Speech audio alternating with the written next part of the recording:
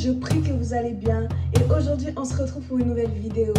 Donc vraiment, je prie que vous allez très bien. Mais bébé, si ça va pas, franchement, accrochez-vous. Accrochez-vous à la parole. C'est le meilleur remède naturel, spirituel. Vraiment. Donc, je prie vraiment que ça aille pour vous. Ok?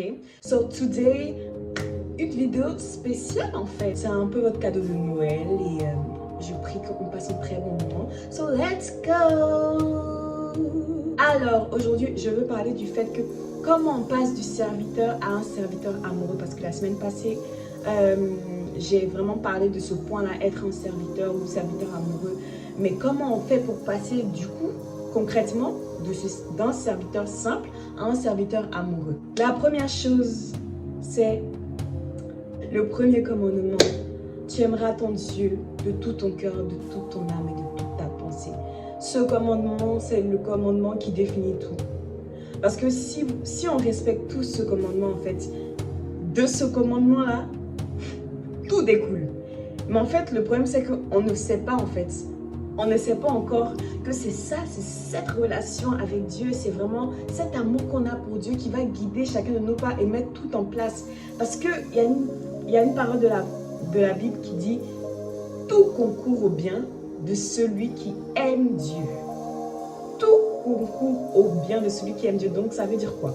Ça veut dire que si on passe notre temps à aimer Dieu, si on passe notre temps à vraiment rechercher Dieu partout où il est, on va lui parler, on va vraiment le fatiguer. Il ne se fatigue pas, mais bon, on va essayer de le fatiguer comme on peut. C'est vraiment ça qui va en fait changer les choses dans notre vie parce que toutes les autres choses viennent après quand il s'agit de Dieu. Parce qu'en fait, Dieu est tout. Donc, lorsque tu as Dieu, tu as déjà tout. Mais lorsque tu n'as pas Dieu, on n'a rien et puis on pense qu'on a quelque chose. Lui, c'est nous là. Je veux dire qu'il faut aimer Dieu. Et aimer Dieu, c'est un cheminement en fait. C'est un cheminement, c'est-à-dire que ça ne vient pas tout de suite maintenant. Si vous dites que bah, moi je veux bien essayer ce qu'elle me dit et puis bon, c'est bien beau, mais je ne sais pas par où commencer. Calm down. Donc, croyez pas que voilà, moi c'est facile, vous c'est difficile. Pas du tout, c'était dur. Le truc, c'est que lorsque tu veux vraiment quelque chose, tu fais tout pour l'obtenir.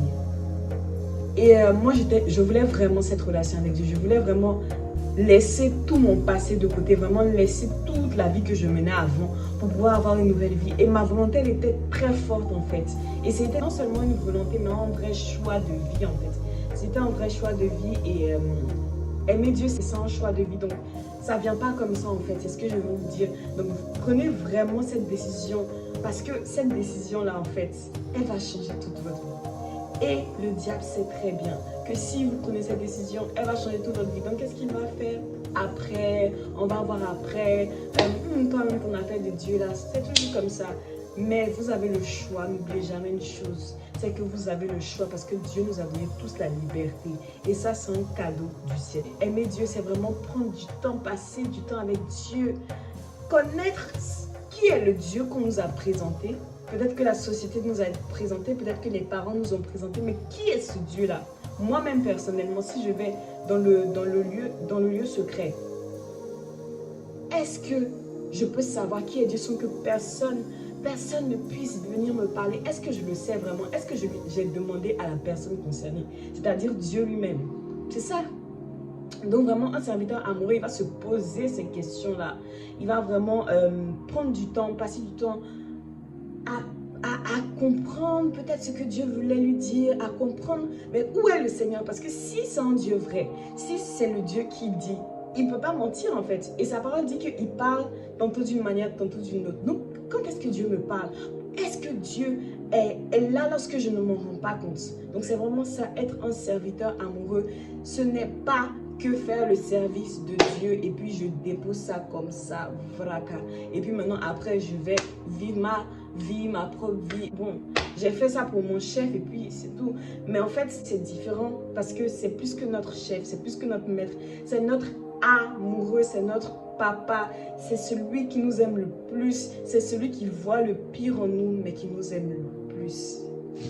Donc vraiment c'est ça, aimer Dieu, c'est vraiment prendre du temps pour lui, s'intéresser à ce qu'il pense, s'intéresser à ce qu'il voudrait me dire, s'intéresser vraiment à ce que ça signifie, s'intéresser à vouloir l'écouter, prendre du temps pour lui, c'est ça. Passer tout un temps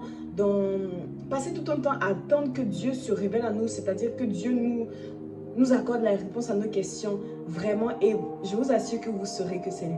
Si vous êtes prêt, personne ne peut vous arrêter. Même pas qui que ce soit ou bien, je sais pas, personne ne peut vous arrêter. Ce qui m'amène donc, mes bébés, à la deuxième partie, aimer son prochain comme nous-mêmes. C'est vraiment ça, servir Dieu, servir le Seigneur. Comment on sert le Seigneur, c'est tout simplement, c'est servir Dieu, c'est-à-dire aimer les autres comme Jésus, quand il était sur la terre, a aimé les autres. Donc c'est le fait de passer au-dessus de ce que les autres peuvent nous faire. C'est vraiment aimer les gens, s'intéresser à eux, prendre du temps pour eux. Comprendre au-delà de ce qu'ils montrent. Comprendre le fond et non la forme uniquement.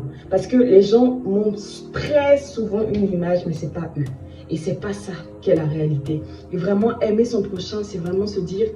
Peut-être que moi, je suis dans une situation, ok, oublier sa situation pour pouvoir s'intéresser à la situation de l'autre. Donc, c'est vraiment ça, en fait, aimer son prochain. Jésus allait dans les fêtes, allait dans des lieux, en fait, où les gens n'étaient pas forcément de bonne réputation, pas parce qu'il voulait être avec eux, genre de manière banale, mais parce qu'il voulait vraiment montrer qu'il aime tout type de personnes. Il n'y a pas une discrimination, il n'y a pas une personne que j'aime et une personne avec qui je ne suis pas. Il allait manger non seulement avec les riches, il était avec les pauvres. Pour nous montrer en fait que tu sois riche ou pauvre, que tu sois femme ou homme, il t'aime au même point, il t'aime également. Il allait partout pour que tu saches que toi aussi en fait, il t'aime partout. Donc vraiment, aimer Dieu, c'est aimer son prochain. Regarder son prochain et se demander, mais peut-être que là, il ne va pas bien, peut-être qu'elle n'a pas passé une bonne journée. Comment je peux améliorer sa journée, même un simple sourire. Moi, je vais vous dire, quand je n'étais pas convertie, en fait, je ne vais pas vous mentir. Ça n'allait pas, en fait. Ça n'allait pas du tout, mais je faisais semblant. Donc, ce qui se passait, c'est que la vérité était à l'intérieur de mon cœur, dans mon âme là-bas, et je faisais sortir une énorme image. Je ne sais même pas si c'était... Waouh, une image, mais ça n'avait rien à voir avec ce que je vivais à l'intérieur de moi en fait. Et je me rappelle qu'à chaque fois que je voyais quelqu'un qui allait me sourire, mais ça avait un impact énorme. Même là que je suis convertie, ça a un impact vraiment sur moi en fait. Et parce que en fait, la joie est puissante. Lorsqu'on est en joie, lorsqu'on est souriant envers les autres, c'est puissant pour pouvoir en fait inciter les autres à être dans cette même joie. Si vous voyez que les gens ça ne va pas, essayez d'être aussi joyeux. Vraiment c'est ça, aimer Dieu, c'est aimer son prochain.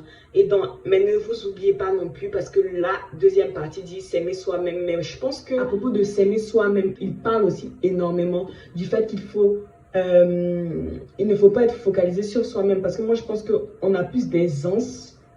Personnellement, je pense qu'on a plus d'aisance à s'aimer soi-même que d'aimer son prochain. La parole déclare, si quelqu'un aime, alors Dieu demeure en lui. Qui que ce soit, si tu aimes, Dieu demeure en toi.